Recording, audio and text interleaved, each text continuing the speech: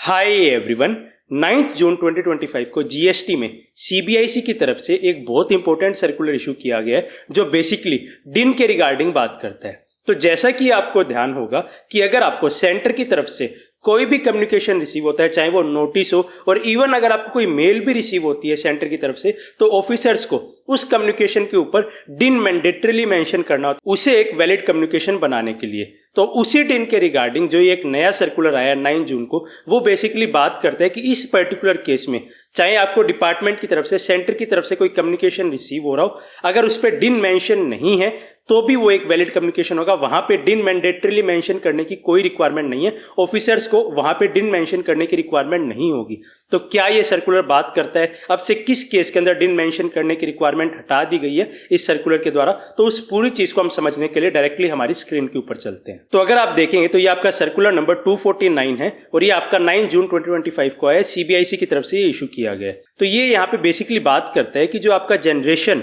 और जनरेट करने के बाद उसे कोड करना, एक तो ऑफिसर्स उसे जनरेट करेंगे, उसे जनरेट करने के बाद डॉक्यूमेंट्स पे लिखा भी जाता है, मेंशन भी किया जाता है किस चीज का, डॉक्यूमेंट आइडेंटिफिकेशन नंबर का। चाहे कोई भी कम्युनिकेशन इशू किया जा रहा हो officers of the central board of indirect tax and customs, तो सेंटर की तरफ से आपको कोई भी कम्युनिकेशन इशू किया जा रहा हो तो वहां पे जो डिन मैंडेटरीली इशू करने की रिक्वायरमेंट है उसके रिगार्डिंग ये यहाँ पे बात करता है। तो ये यहाँ पे बताते हैं कि बोर्ड की तरफ से पहले एक सर्कुलर आया, 122 नंबर सर्कुलर आया जो आपका 5 नवंबर 2019 को आया। फिर एक सर्कुलर आया 128 नंबर सर्कुलर जो आपका 23 दिसंबर 2019 को आया। और ये दोनों सर्कुलर बेसिकली किस चीज के रिगार्डिंग थे? ये आपके इंप्लीमेंट कर रहे थे किस चीज को, जो आपका डिसीजन, जो बोर्ड ने डिसीजन लिया था, सेंटर ने जो डिसीजन लिया था कि आपका जो जनरेशन होगा और कोटिंग होगा डॉक्यूमेंट आइडेंटिफिकेशन नंबर का। शुरुआत में तो क्या किया गया था कि कुछ स्पेसिफाइड डॉक्यूमेंट्स से कुछ डॉक्यूमेंट्स बताए थे कि अगर आप ये डॉक्यूमेंट्स इशू कर रहे हैं तो वहां पे डिन मैंडेटरी मेंशन करना होगा, लेकिन उसे बाद में उसकी एप्लीकेबिलिटी को एक्सटेंड कर दिया गया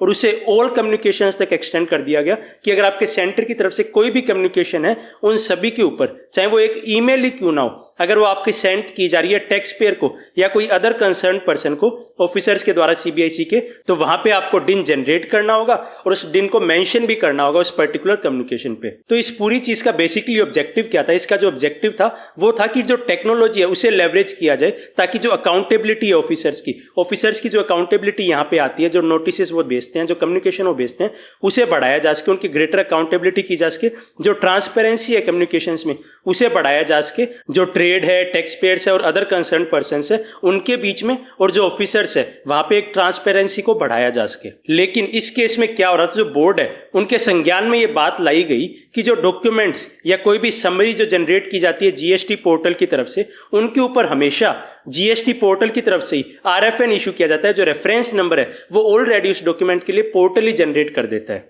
और जो आपका आरएफएन जनरेट होता है, रेफरेंस नंबर जनरेट होता है, उसे वेरीफाई भी किया जा सकता है जीएसटी पोर्टल के ऊपर जाके। और उसका लिंक है यहाँ पे लिख रहे हैं कि इस जगह पे जाके, इस लिंक पे जाके आप उस आरएफएन नंबर को जनरेट किए हुए को आप वेरीफाई भी कर सकते हो। तो बेसिकली क्या हो रहा था, जो चीजें पोर्टल के थ्रू इशू की जा रही थी, जो डॉक्यूमेंट्स पोर्टल के थ्रू इशू किए जा रहे थे, जो समरी जो जनरेट हो रही थी पोर्टल के थ्रू, वहां पे आरएफएन ऑलरेडी जनरेट कर रहा था कॉमन पोर्टल। और उसके बाद भी ऑफिसर्स के ऊपर एक रिक्वायरमेंट आ रही थी कि आपको स्टिल डिन मेंशन करने की भी उस डॉक्यूमेंट के ऊपर रिक्वायरमेंट है। तो बेसिकली एक चीज को वेरीफाई करने के लिए दो डॉक्यूमेंट्स नंबर, दो एक तरह से रेफरेंस नंबर जनरेट हो रहे थे। और ये आगे बताते हैं कि अगर आप आरएफएन के थ्रू भी वेरीफाई करेंगे तो जो पोर्टल है वो आपको डिटेल्स प्रोवाइड कर देगा, जैसे कि आपका जो डेट ऑफ आरएफएन जनरेशन हो गया, date of issuing the document हो गया, जो मॉड्यूल है, टाइप ऑफ कम्युनिकेशन है और जो ऑफिसर है जो उसे इशू कर रहा है, वो सारी डिटेल्स आपको उस डॉक्यूमेंट के रिगार्डिंग आरएफएन सर्च करने से भी मिल जाती है। इसके बाद ये आगे थर्ड पॉइंट के अंदर बताते हैं कि जो सेक्शन 169(1)(d है, सेक्शन 169 में आपके वेरियस मोड्स ऑफ कम्युनिकेशन की बात की जा रही है।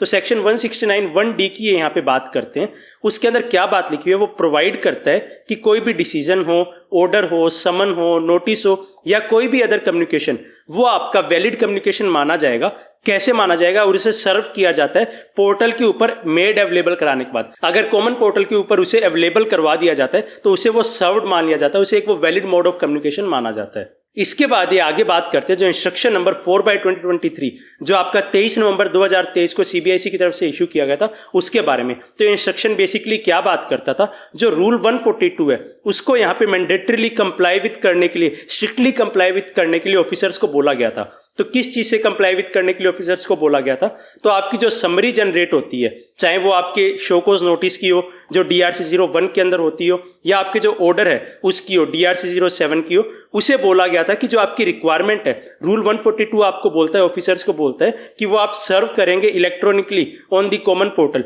तो आपका जो DRC 01 है, DRC 07 है, उसे मैंडेटरीली कॉमन पोर्टल पे देना जरूरी है ऑफिसर्स को। उसके रिगार्डिंग यहाँ पे इंस्ट्रक्शन बात करता था, और वो जो आपका रूल 142 है वो भी ये बात बोलता है। तो उस चीज के रिगार्डिंग ऑफिसर्स को यहाँ पे कम्युनिकेशन बता रहा था। तो यहाँ पे ऑफिसर्स उसे कॉमन पोर्टल के ऊपर सर्व करेंगे या फिर उसे वो अपलोड कर देंगे कॉमन पोर्टल के ऊपर। तो इन सब चीजों को ध्यान में रखते हुए, इन सब कंप्लायंस रिक्वायरमेंट्स को ध्यान में रखते हुए CBIC यहाँ पे बताता है कि in light of the above, ऊपर वाली चीजों को ध्यान में रखते हुए, जो आपका कोटिंग डिन ऑन सच कम्युनिकेशन जो जनरेट हो रहे हैं कॉमन पोर्टल के थ्रू, जिसके ऊपर ऑलरेडी RFN आ ही रहा है, तो यहाँ पे CBIC बताता है कि हम जो RFN आ रहा है जिन डॉक्यूमेंट्स के ऊपर जो ऑलरेडी कॉमन पोर्टल के थ्रू जनरेट हो रहे हैं, उनके ऊपर फिर से डिन कोट करने से क्या हो रहा है, वो यहाँ पे रिजल्ट कर रहा है 2 different electronically generated verifiable unique numbers. एक तरह से जो आपके 2 डिफरेंट नंबर जनरेट हो रहे हैं जो आप वेरीफाई कर सकते हैं। तो एक तो आपका RFN जनरेट हो जा रहा है, एक डिन जनरेट हो जा रहा है ऑन दी सेम कम्युनिकेशन। एक ही कम्युनिकेशन है, उसके लिए 2 वेरीफाइबल नंबर जनरेट हो रहे हैं, अननेसेसरी 2 डॉक्यूमेंट्स यहाँ पे जनरेट हो रहे हैं, 2 डॉक्यूमेंट वेरिफिकेशन नंबर्स यहाँ पे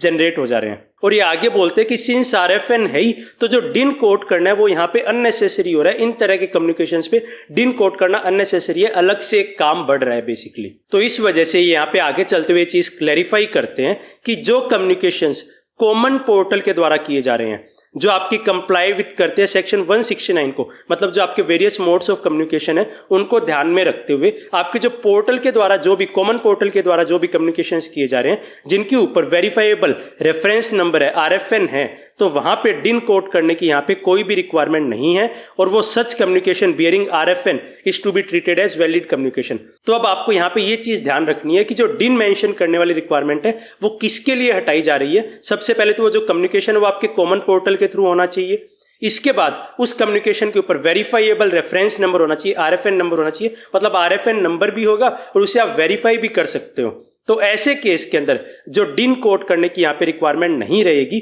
और जो आपका RFN सिर्फ अगर आ रहा है उसके ऊपर, तो वो एक वैलिड कम्युनिकेशन होगा। आप ऐसा नहीं बोल सकते कि एक RFN भी आ रहा है पोर्टल के थ्रू, वो डॉक्यूमेंट इशू हो गया, और आप ये बोले कि अब ऑफिसर ने डिन यहाँ पे कोड नहीं किया तो वो एक वैलिड डॉक्यूमेंट नहीं है, वैलिड कम्युनिकेशन नहीं है। तो इस सर्कुलर के थ्रू वो रिक्वायरमेंट यहाँ पे हटा दी जा रही है। तो इसके बाद लास्ट में ये बोलते हैं कि इस लिमिटेड एक्सटेंट तक जो हमने ऊपर बातें की, जो आपका सर्कुलर नंबर 122 आया था, जो 5 नवंबर को आया था, 128 आया था जो आपका 23 दिसंबर 2019 को आया था, वो आपके मॉडिफाई किए हुए माने जाएंगे। मतलब बेसिकली उस सर्कुलर के अंदर जो बातें लिखी हुई थी डिन मेंशन करने की रिगार्डिंग कि डिन आपके हर कम्युनिकेशन के ऊपर होना चाहिए, वो बातें हैं, बस किस चीट को छोड़ते हुए अगर आपके कोई पोर्टल के थ्रू कम्युनिकेशन हो रहा है जिसके ऊपर RFN आ रहा है जिसे आप वेरीफाई कर सकते हैं, तो अगर वहां पे डिन मेंशन नहीं है तो वो एक वैलिड कम्युनिकेशन स्टिल माना जाएगा, वहां पे डिन होने की रिक्वायरमेंट नहीं है। तो इतना चेंज ये जो नया सर्कुलर आ रहा है वो पुराने वाले सर्कुलर के अंदर कर रहा है। तो आई होप हमारे इस डिटेल डिस्कशन के थ्रू जो नया सर्कुलर आया है उसके रिगार्डिंग आपको एक कंप्लीट क्लैरिटी मिली होगी,